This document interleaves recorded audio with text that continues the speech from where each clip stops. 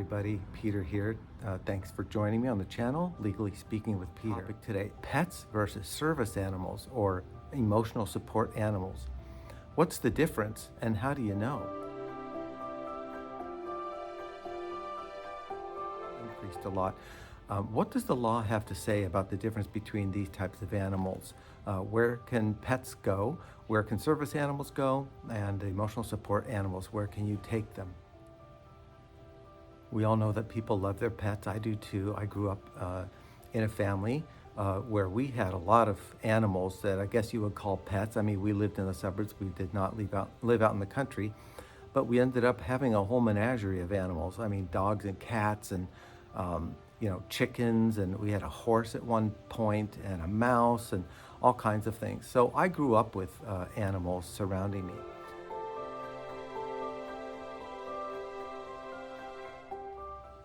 So what have we seen lately? Lately, we've seen animals showing up everywhere in grocery stores, medical offices, dental offices, airplanes, restaurants.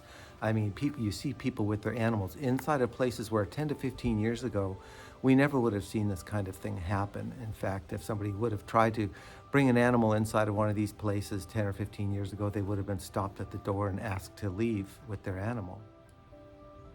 So with the animals that we see nowadays coming into all these places, I mean, what are they? Are they pets? Are they service animals? Are they emotional support animals? Are they bringing their animals in and being able to produce some certificate that they were able to pay some money for online and print out? So that's what we're going to take a look at today. What does the law actually say about these different categories of animals, where you can take them, where you cannot take them? And it's certainly true that this has become a confusing thing, not only for the public, but for businesses and even some government agencies as they've sought to try to figure out how to deal with the increase of people wanting to take their animals different places. So how did we get here? Well, in the past decade or so, there's been a gigantic cultural shift where people are seeing their animals more as members of the family or kind of like loved ones. I know a lot of people who sort of refer to their pets as their children, and they speak to them that way. Well, mommy has a treat for you, or go over and sit with daddy now. This kind of thing we do see. And there's certainly nothing wrong with that, but what it does show us is that in the culture, pets have become a big part of emotional support and just companionship. And pets and animals have become a much larger part of the public conversation. And so now we have to figure out how to deal with all of these things. So at the same time, people have started to use kind of loosely, almost interchangeably, the labels, quote unquote, service animal and emotional support animal. And perhaps just to be able to be allowed to bring their animal into places where they wouldn't have been allowed previously. So let's see what the different areas of the law have to say about that. And we'll start with the Americans with Disabilities Act, also known as the ADA.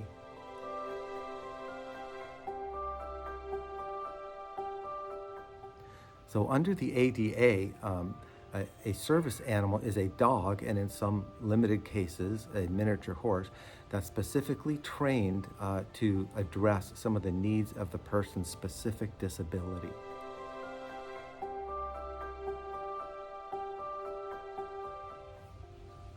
So as we are first looking at the Americans with Disabilities Act, we're also going to look at the Fair Housing Act, the FHA, and the Air Carrier Access Act, and that deals with bringing animals on airplanes. And each of these treat these things differently. So first, as I said, we're going to look at the ADA, the Americans with Disabilities Act.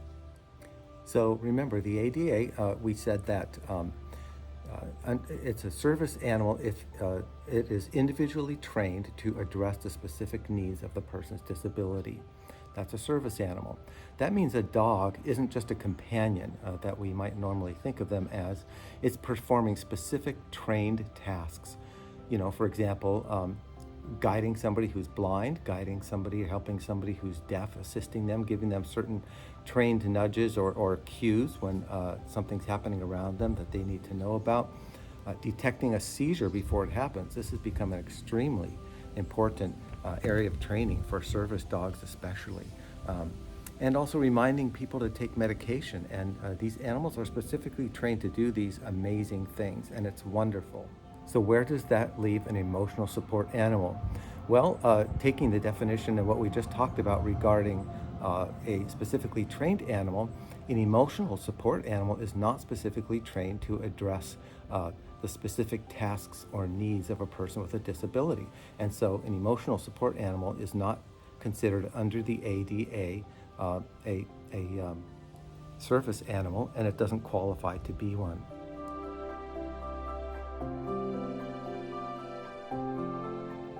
So if you're in a grocery store, one of these other places we talked about at the beginning of the video, and you see somebody with a dog in there, for example, the grocery store, depending upon whatever jurisdiction you're living in, they typically can ask them two questions. And the first one is your dog a service animal? Like we just talked about, required because of a disability. And the second question they can ask is, what work or task has that dog been trained to perform? Now, typically, they cannot ask any longer for documentation or any kind of proof, about the person's disability.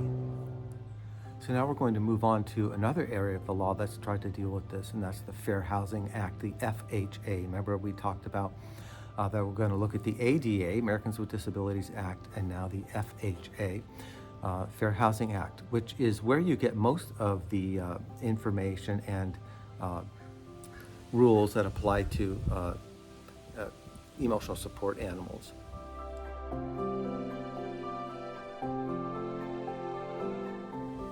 So a tenant, for example, in an apartment building has an ESA, that is to say an emotional support animal, then landlords often have to make reasonable accommodations for them, even if the building has a no pets policy.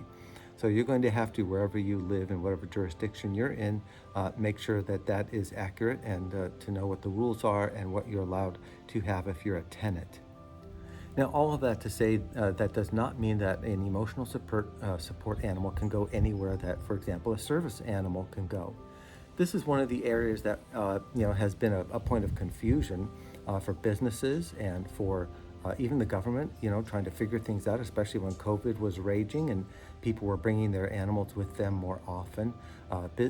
Businesses and states and governments and all this stuff were working really hard to try to figure out where can people bring their emotional support animal. Well, in the past couple of years, these institutions and stores and things like that have started to clamp down on this a bit.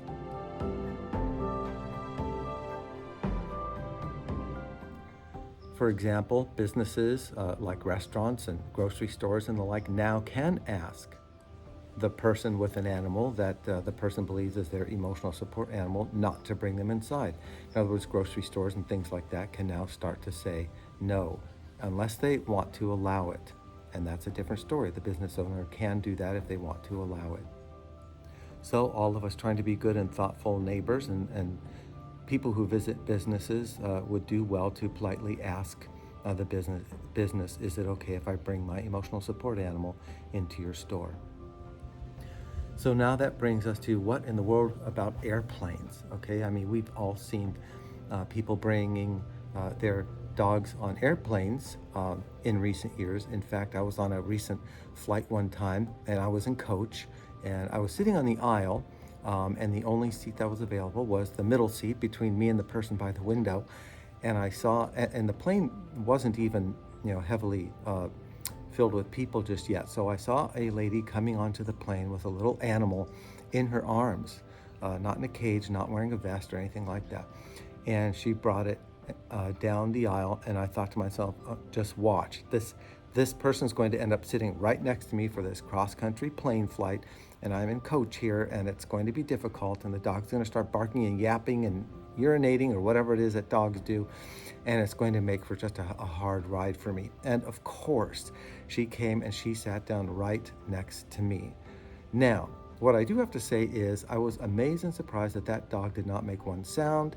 It did not make any trouble. It didn't yap or squeak or do anything during the entire trip. So thankfully, everything worked out well. But these are the kinds of things that we've seen a lot lately, and airlines have been scrambling to try to figure out what do we allow? Because as we know, we've seen news stories where dogs have bitten people on planes, and there have been other problems with animals relieving themselves on the plane and whatever else like that. So we're going to take a look at what can air carriers do now about this.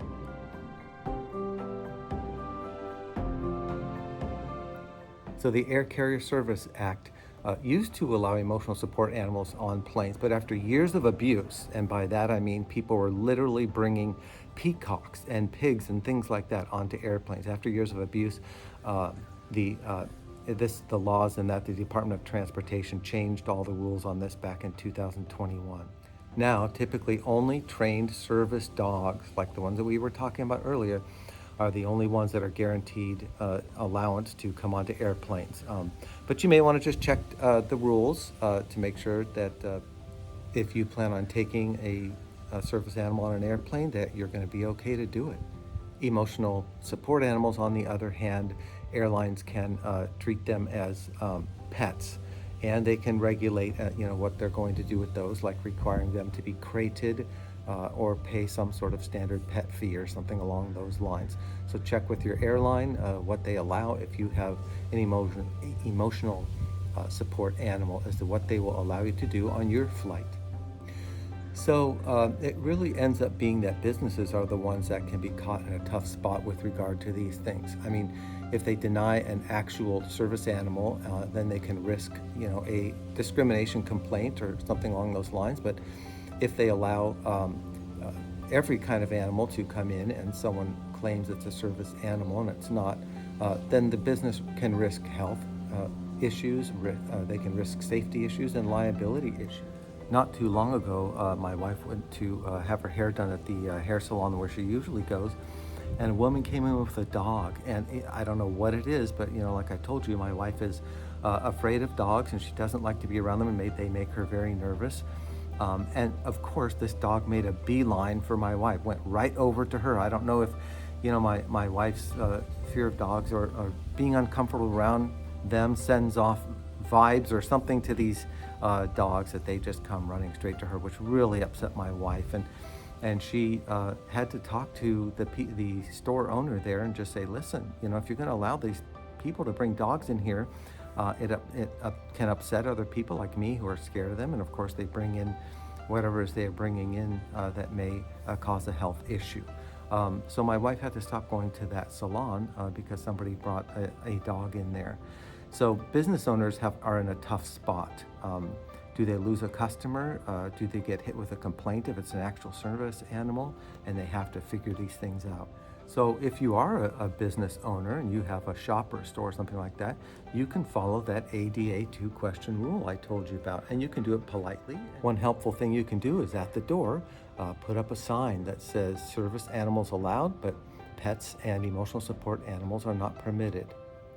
So here's kind of my personal take on this. I think that this issue has become a reflection of our modern culture, where we certainly love our animals and we value, including them in our lives whenever and if we can properly do so. But we also really need, boundaries and respect for laws that are actually designed to protect people with real disabilities.